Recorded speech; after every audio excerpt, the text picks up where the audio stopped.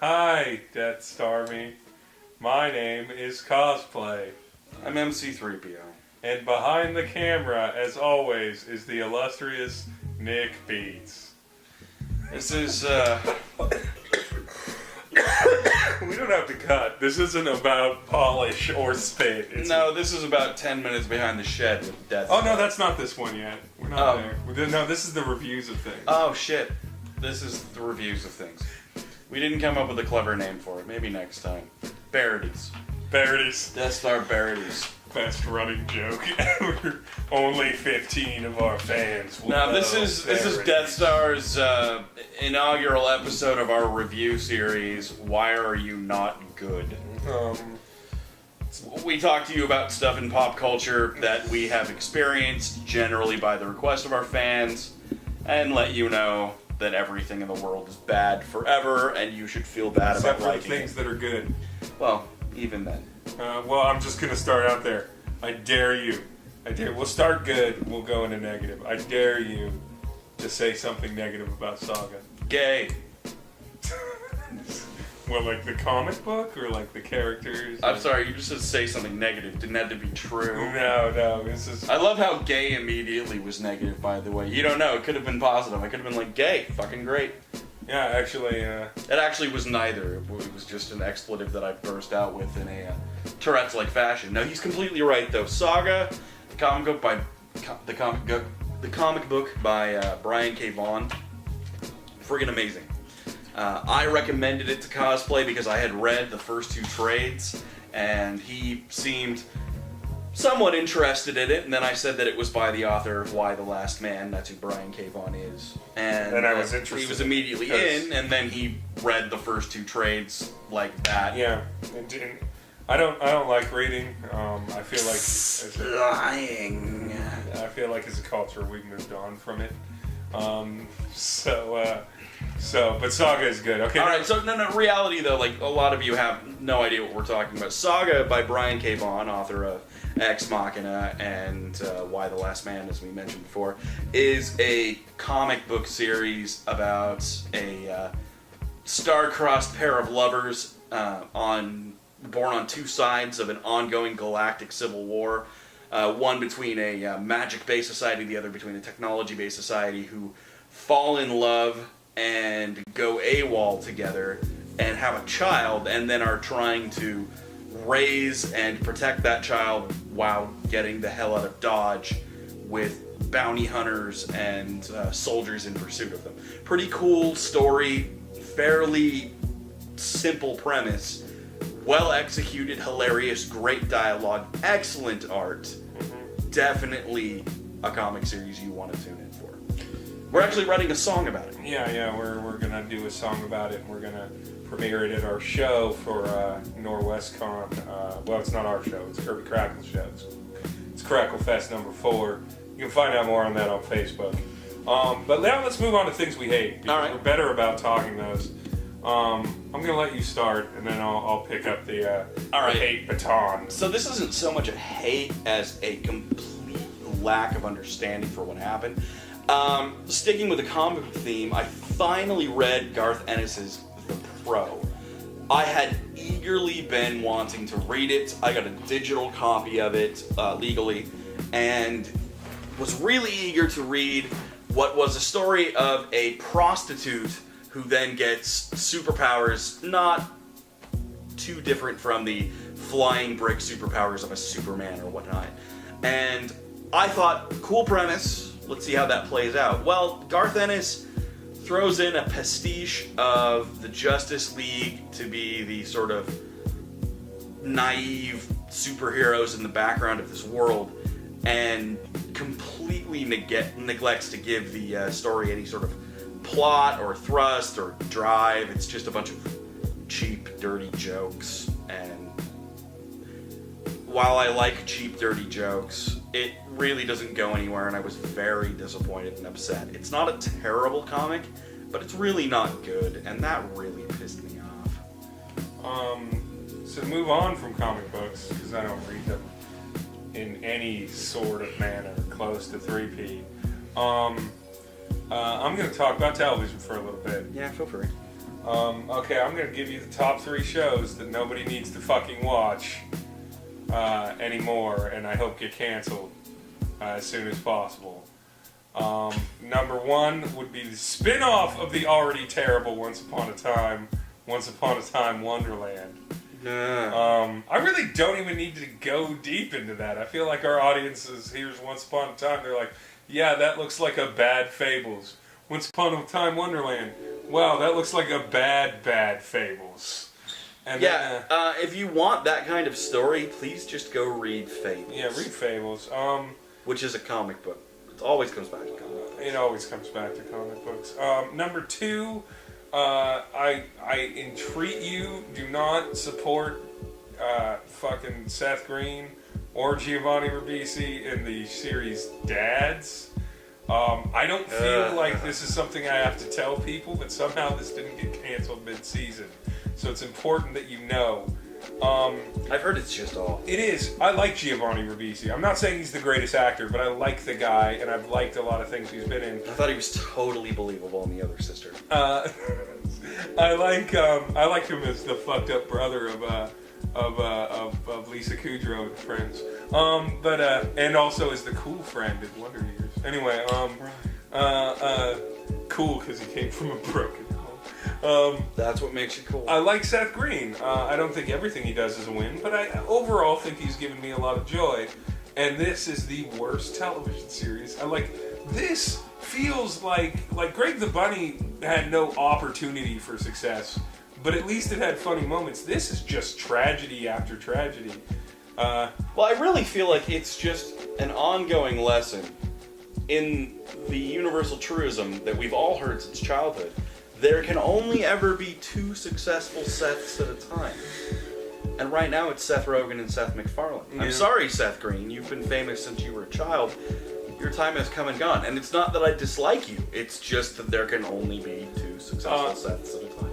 The third is the terrible drama Sleepy Hollow. Oh, thank God you said it. Don't worry, I was getting there. Sleepy Hollow is obviously a send-up of all of the horror stuff that everyone's excited about recently on television. Is it really a send-up? Well, not send-up, a tag-along. A tag-along. There you go. Is what I meant. And so you got your Grimms, you got your fantasy storybooks in Once Upon a Time, you got your American Horror Story, which is really good. But you've got a lot of horror coming into play. And then there's Sleepy Hollow about Ichabod Crane. Now, the actor that's playing Ichabod, he's trying. He's honestly trying. But unfortunately, this is a terribly written series that has the most convenient of plot markers. And I hate it because it's getting decent ratings. So, it's right up there with The Following, which is a really good Kevin Bacon series that's in its 2nd season. And seems like it should be on premium cable, but is in fact on Fox somehow. Even though it's already scripted to only be, I think, 15 episodes a season, like you would see on FX or HBO or Showtime, or TBS or TNT or AMC or Nat Geo in my hopeful future, the National Geographic Wouldn't that channel. Be something? So yeah, those are the 3 television shows. That's all I'm going to say. I'm going to bounce back to Jess for one more thing that he hates. Well, I want to point out, there's 3 television shows where I don't really give a shit how much you like them. These are the 3 shows you personally need to stop telling your nerdy friends they need to watch. I don't care how much you love them. It's time to stop. Okay, I'm going to count down. The first and I'm going to try to sync up with you on this first one. Number 1, Doctor Who.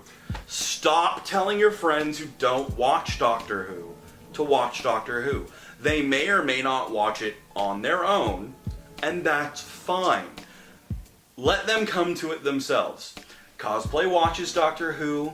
MC3PO does not watch Doctor Who. And you know why he watches it and I don't watch it? He watches a ton of TV. I don't watch very much TV. Hold on. So what you guys can't see behind the video is that Bill Beats is setting up a 10-minute counter because he's, again, also thinks this is 10 minutes behind the shed. The next one we're going to do of this is a movie riff tracks. That's a 2.5-hour filming. These have no real time limits. Also, I'm sure you have noticed it by now, no real editing either. No. They just go up raw, like we go up. We didn't rehearse anything. No, it's absolutely true. Okay. I'm going to add to the Doctor Who. Oh, just go ahead, a moment. please. If you want your friends to watch Doctor Who, here's how you do it. Number 1, you suggest it once. Number 2, you ask them if they liked a handful of shows that seem adjacent to Doctor Who. I'm going to tell you right now. Stop recording. You're doing things to the camera. I'm going to tell you right now. Doctor Who is not like Star Trek. Nope. It's like Star Trek in a way in the great history of sci-fi and stuff like that, and a long ongoing series, but it's not like Star Trek. So you find a show that's a good logical comparative and be like, did you like this? And if they say yes, then be like, on your own time, watch Doctor Who. If they say no, don't bring it up again. It's not the best science. I love it, but it's not the best show in the world. Okay. All right, second show you need to stop recommending to your friends if they haven't started watching it already. Number 2, Sherlock. Anyone not watching Sherlock knows it's good. That's fine. Everybody's already aware. You need to understand the fact that Sherlock is a BBC series that's 90 fucking minutes long. Some people just aren't into British shit. They're especially not into 90 minutes of British shit. I've watched the first season of Sherlock. I really loved the first episode, and the second and third episodes I thought were pretty good. Why haven't I watched the next season? Because it's a 90-minute commitment per episode, and I don't have that kind of fucking time. I could watch 3 episodes of a different show, a comedy, in that period of time, and considering how much television I watch per week, that's a lot of time for me. So, I will eventually get around to watching it. Eventually. But I don't want to hear people recommend it anymore. Oh my god, you're not watching Sherlock? How do you not watch Sherlock? Well, it's really easy. Because you read books. I read a lot of books, and I don't have time for a 90-minute television show. It doesn't mean that it's not good. And the third show that you really need to stop recommending to your nerdy friends if you watch it is The Big Bang Theory. Oh my fucking god. Most nerds do not like or identify with the characters on that show. It's really like geek face. The problem with that show for most of us, though, is not that we find it offensive that it's a minstrel show. It's that it's just not that funny. The jokes aren't there. Much like a Family Guy episode, most of the jokes are simply references. References in and of themselves are not jokes, they're nostalgia bait. Yeah. We know about nostalgia bait, we're nerdcore. We do it as part of what we do. The difference is that all of our songs aren't supposed to be funny. Some of them are just supposed to bring back good memories. Yeah. Which is fine. And if people are like, I like Big Bang Theory because it reminds me item by item of things I liked in my youth, I would be like, well, I guess that's okay, because that's a reason you could watch it. But if someone says that it's funny, or someone says that it's clever, or identifies it with a nerd, I'm not saying they're a fake nerd or they're not understanding what nerds are like. It's not like it's racist like a you know, a classically racist show would be, like the early CW stuff was.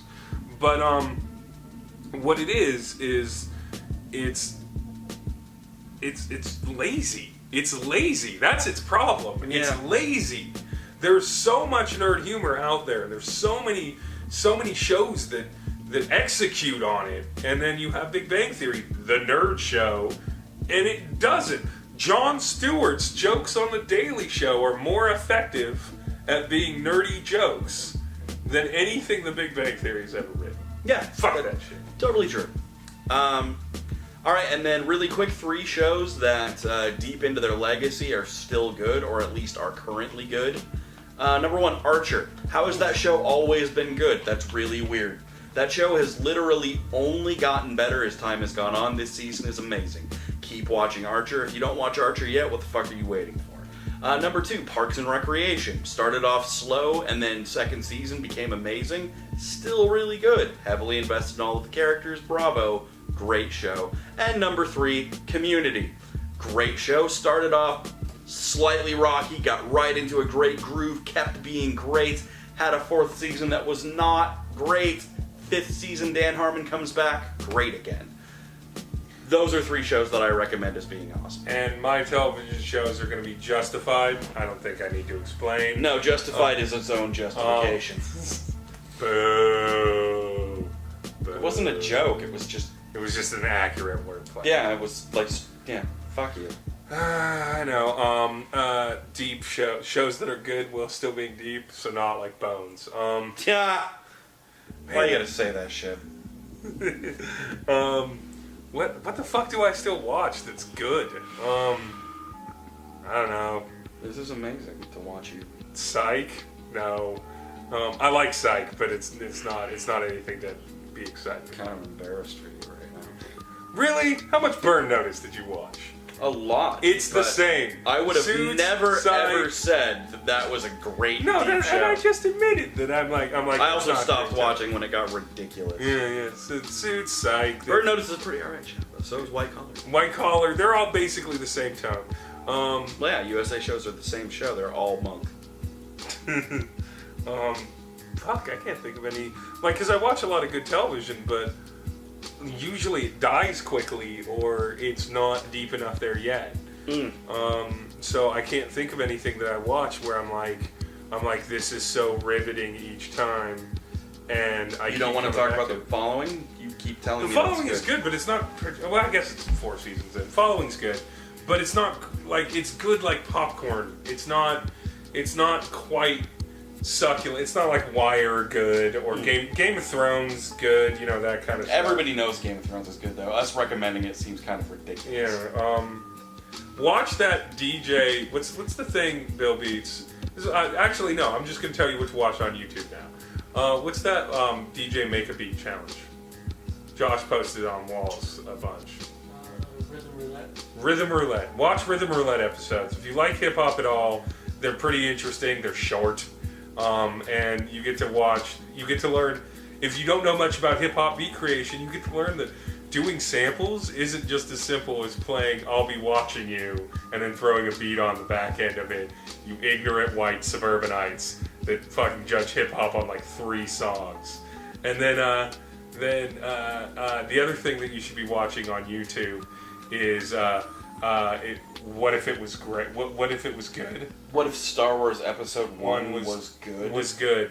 And then what if Star Wars Episode 2 was good? That's my recommendations for television or television-like things. My recommendation for YouTube is to watch Bad Man. That's Badman. That's Pete Holmes. Came on from College Humor, and now is, I guess, part of the Pete Holmes show. I guess he has his own show now. Maybe he does, maybe he doesn't. He says he does. There's numerous episodes. They have great guest appearances on there. Patton Oswalt is in one as the Penguin. Christopher McDonald, aka Shooter McGavin, is in one of the episodes. They're fucking hilarious. They parody Christopher Nolan's Batman films. Some of the scenes are straight out of there. Some of them are made up, and then characters in them like the Riddler and, like I said, the Penguin. They are just fantastic. They are hilarious. You really should watch them. Other than that, he mentioned the What If Star Wars Episode 1 and Episode 2 were good. I'm going to go ahead and say you should watch the Red Letter Media reviews of Star Wars Episode 1, 2, and 3. It's an awful lot of YouTube video watching. But it's worth it. Yeah, it's totally worth it. It will completely inform you as to what it is about those movies that bother you. And so you much. think you know, but you have no idea. All right. MTV. Cosplay, I want you to give a current movie you've seen lately that you liked, and I'm going to give a past movie that people should go back and watch. Current movie. That's because you don't go to movies. I know, that's why. Current movie that I saw that I liked.